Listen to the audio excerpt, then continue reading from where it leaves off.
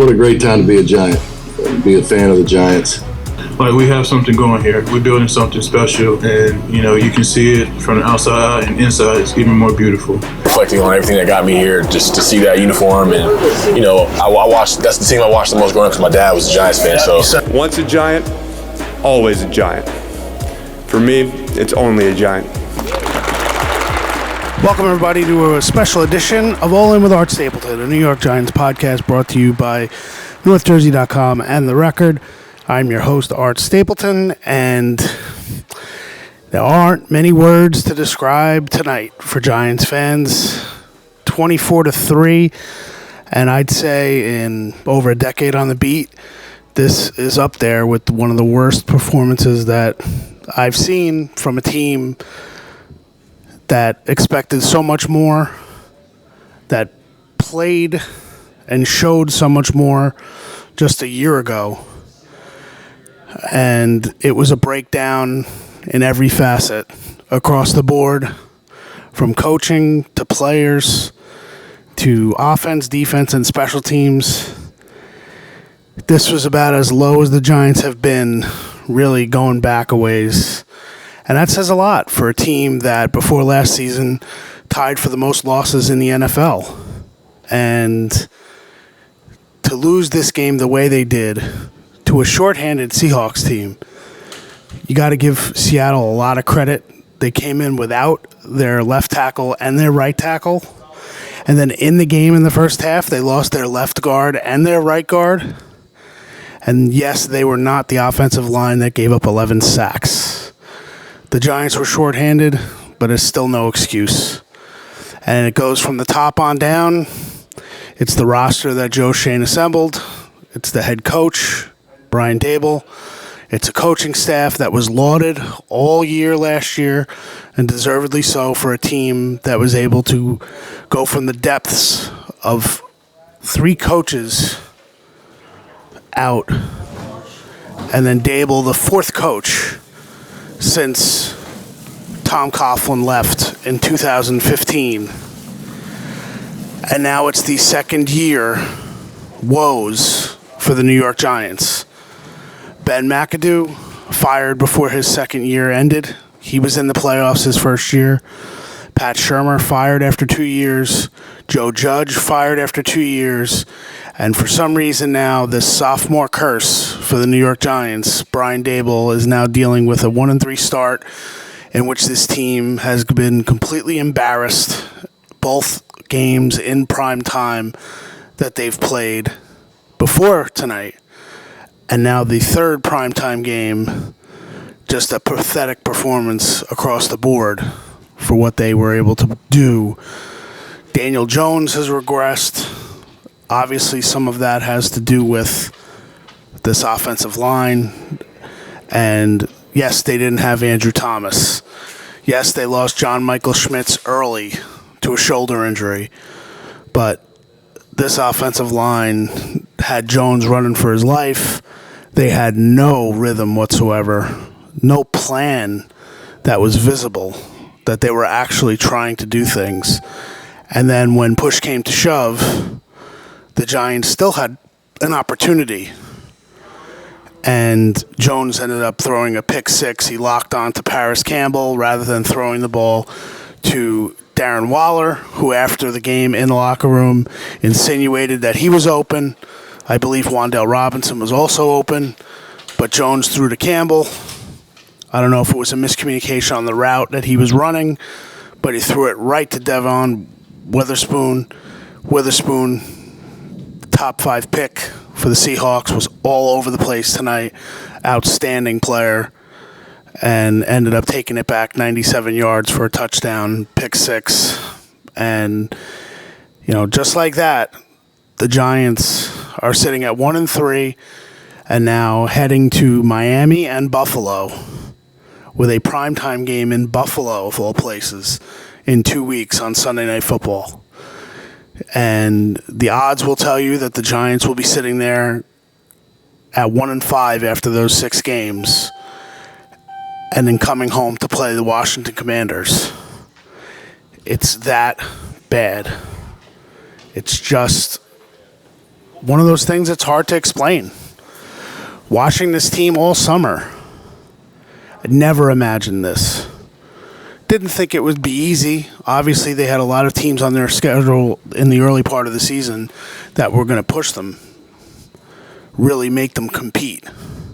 But as I wrote in the column on NorthJersey.com coming into this game, this team has just been missing something. Something's missing. Darren Waller, after the game, doesn't have the answers. Don't have the answers what's gone wrong with this offense.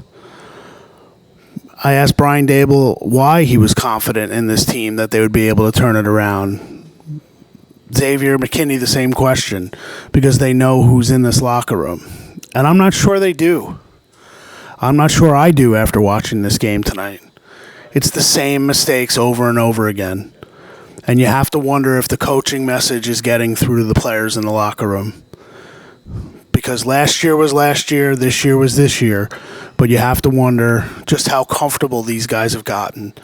And there's no one in that locker room, player to player, who can make these guys feel uncomfortable. Dexter Lawrence said after the game he has no problem getting in a guy's face and confronting somebody. But I haven't seen it. And I don't think it's happening to this point. Now, maybe it happens now. But these guys talk about taking an honest look in the mirror. They must not have any mirrors in the locker room because they're making the same mistakes over and over again. And when another team throws a right hook, save for the second half against Arizona, this team hits the canvas and almost looks around and waits for somebody else to make a play. And that's the honest truth. And it's got to be frustrating for this fan base because you revert back to what you know. And what this team has known is losing. A lot of losing. Before last year, everything they got last year was earned. They made the playoffs, 9 wins, another win in the postseason. Brian Dable gets Coach of the Year. The coaching staff was lauded up and down. These players, look at who got contracts after the season. Andrew Thomas, long-term deal. He's here till 2029. It's unfortunate that he gets hurt on a blocked field goal in week 1 against the Cowboys, trying to chase down the play. And now they've lost him for 3 games and maybe more. Who knows when he comes back? Because his hamstring just is not responding the way he needs it to respond. Daniel Jones gets his contract and then becomes basically a punching bag yet again league-wide. You got players from other teams tweeting tonight, mocking the Giants.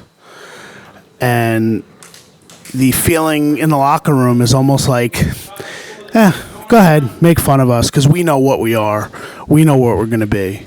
Well, to steal Bill Parcells' line, you are what your record says you are. And it's not just the record.